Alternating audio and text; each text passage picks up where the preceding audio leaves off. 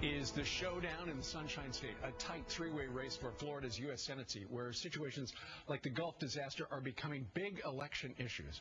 Candidate Marco Rubio, a Republican, joins us right now live from Miami. Good morning to you, Marco.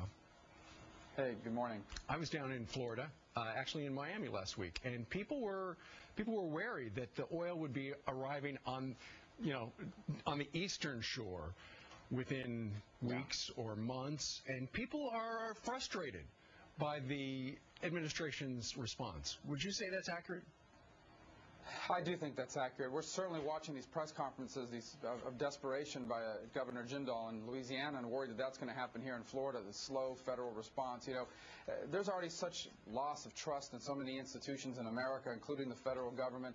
And now to see that after almost 50 days and we're still not quite sure who's in charge of providing materials in certain places, the fight that Louisiana's had with the Army Corps of Engineers, Floridians are worried that the same thing's going to happen here, and this is very unfortunate. We're also great frustration because no one quite frankly can say why this happened in the first place. I mean, why this rig? Why did it happen? Who was in charge?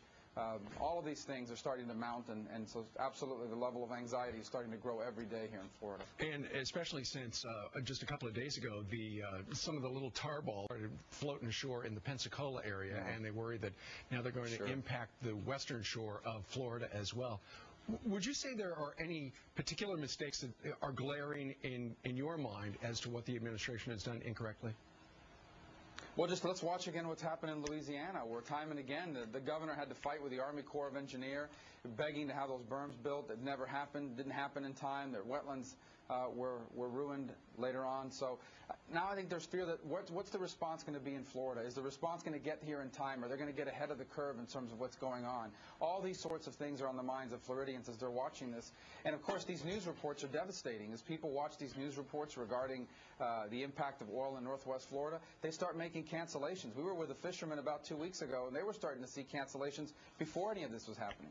Right. And in fact, Haley Barbour yesterday on one of the chat shows, Fox News Sunday, said, we've had a little oil here in Mississippi, but for the most part, the coast is clear. It's bad around Grand Isle in Louisiana, and it's bad around Venice. And people think, they're up to their ankles all the way from Texas to Florida in oil, but that's not the case. So go ahead and take your vacation there.